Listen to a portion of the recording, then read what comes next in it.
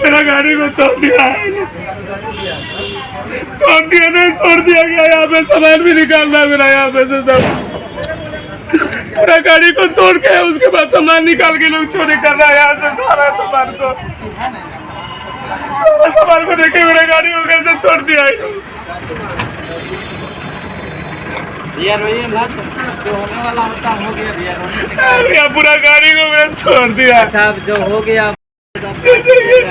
हम तो दुकान भी नहीं लगा रहे थे, दुकान तो मेरे साइड में रखा हुआ था, उसके बाद ही लोग उठाया पूरा गाड़ी को मेरा तोड़ दिया। आप बताइए ना, अगर हम दुकान लगा रहे हैं उसके बाद तोड़िएगा तो दुकान मेरा पूरा तोड़ दिया ये लोग। नमस्कार, आप देख रहे हैं NBC 24। मैं हूं आपके साथ मानसी। एक तरफ जहां बिहार सरकार 10 लाख नौकरी देने का, रोजगार देने का दावा करती है और वो दावा जब देने से फेल हो जाती है तो युवा उस नौकरी से परेशान जब अपना खुद का बिजनेस स्टार्ट करती है, तो वहीं दूसरी तरफ जो बिहार सरकार है उसको उजाड़ देती है।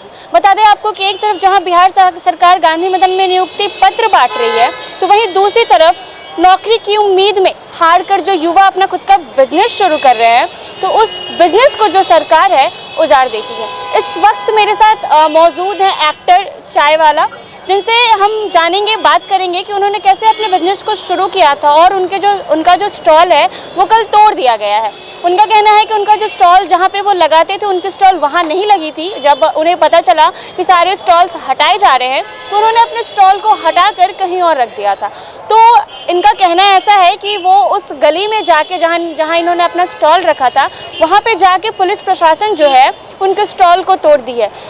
ये अभी बहुत ज़्यादा दुखी हैं। हालांकि दुखी होने वाली बात भी है क्योंकि बहुत सपने, बहुत उम्मीद और बहुत पैसों के साथ इन्होंने नौकरी को छोड़कर अपना खुद का रोज़गार शुरू किया था, जिसको बिहार सरकार जो है वो तोड़ चुकी है। आइए, क्या नाम है आपका? विकास आ रहे हैं। विकास, आप ये बताइए कि आपके स्टॉल को तोड़ दिया गया है। जी हाँ मैम, मेरे स्टॉल को बहुत गंदे तरीके से तोड़ा गया है। मैं मुझे पता चला था, इन्फॉर्मेशन आया था कि दुकान नहीं लगानी है, मैं दुकान हटा दिया था, एक मोहल्ले में जाके लगा दिया था। वहाँ से आप निकाल के तोड़ देते यार, इन्फॉर्म कर दिया जाता, वहाँ से भी मैं हटा लेता यार। वहाँ से आप निकाल के और स्टॉल को गंदे तरीके से तोड़ दिया गया। तो आप लोगों को इन्फॉर्मेशन आई थी कि अपने अपने स्टॉल्स हटा दें? मैम, अगर ऐसा आता तो मैं वहाँ से भी हटा लेता। यहाँ के लिए मैंने देखा था कि लोग हटा रहे हैं तो मैं हटा के अपने मोहल्ले में रख दिया था। अब घर के पास तो इंसान सामान अपना कहाँ रखेगा, घर के पास ही रखेगा। तो मतलब पुलिस प्रशासन जो है आपके घर के पास से जाकर आपके स्टॉल को तोड़ी? मेरे एक दोस्त का, मेरा छोटा भाई, उसका दोस्त रहता वहाँ पे, उसी गली में मैं लगा दिया था। तो मुझे फ़ोन आया छोटा भाई का कि भैया ऐसे ऐसे हुआ है, तो मुझे लगा शायद चोरी हो गया होगा। मैं डिस्टर्ब हो गया, मैं सुबह आया तो देखा, तो फिर बोला नहीं भैया अतिक्रमण वाला उठाया। तो मैं बहुत हताश हो गया था। मैं अब गया वहाँ तो पता चला कि ऐसे, मैं दुकान देखा तो मुझसे बर्दाश्त नहीं हो रहा था, क्योंकि आपका छत होता है ना, घर क्या होता है, छत होता है, और जिस चीज़ से आप खा रहे हो उसको उजाड़ दिया जाएगा तो कैसा लगेगा आपको। तो मेरे साथ ऐसा ही किया गया, गंदे तरीके से ट्रीट किया गया मेरे साथ। मतलब मेरी शॉप को उजाड़ दिया गया, तोड़ दिया गया। बहुत उम्मीद से मैंने उसको स्टार्ट किया था। बहुत फ्रेंड लोगों का, बहुत फैमिली लोग सपोर्ट करके पैसे लिया था। मैं आज अभी तक उनको पैसा तक पे नहीं कर पाया हूँ। अभी तक उनको पैसा भी नहीं चुका पाए? नहीं मैम, अब क्या होता है कि मैं वहाँ गया तो देखिए बिस्किट निकाल के कोई लेके भाग रहे हैं, कोई बिस्लरी का बॉटल निकाल रहे हैं। अब क्या होता है ना, हम लोग जैसे लोग अभी स्टार्टअप जो किए हैं ना, मैं अपनी बात बता रहा हूँ, तो बिस्किट आता है तो क्रेडिट पे आता है। 2000 का आया तो 1000 रुपये क्रेडिट होता है, 1000 रुपये दिया उसको, उसके बाद क्या होता है आप बेच के देते हो पैसा। अब बताइए कि उसमें 80% था, वो उसमें आज जाके देख रहा हूँ तो मैं 10% बचा हुआ है। तो आपने खुद का जो स्टार्टअप जो किया था एक्टर चाय वाला, क्या सोचकर किया था? आपने सरकारी नौकरी का वो नहीं देखा कि बिहार सरकार? बेसिकली मैं एक्टर नहीं रहा हूँ, बहुत सारा मैंने टीवी शोज़ किया था, क्राइम पेट्रोल, क्योंकि ये सब बोलने वाली अब बात हो जाएगी मेरे लिए। लेकिन मेरी माँ लास्ट ईयर की तबीयत ख़राब हुई थी, उसके आफ्टर 7 डेज़ बाद मेरे फादर को ब्रेन स्ट्रोक हो गया था ना। दोनों अभी ठीक है, तो मुझे लगा यार उनका हमेशा मंथली वीकली ट्रीटमेंट चलते रहता है, तो मुझे लगा यार माँ बाप के लिए तो आपको टाइम देना पड़ेगा। तो मुझे लगा पटना शिफ्ट हो जाना चाहिए कि उनका भी ख्याल रख लूँ और मैं भी कुछ यहाँ कर लूँ।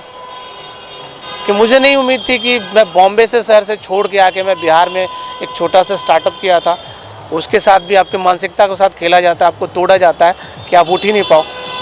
मतलब मैं एक्सप्लेन नहीं कर सकता कि मैं कैसा महसूस कर रहा हूँ अभी।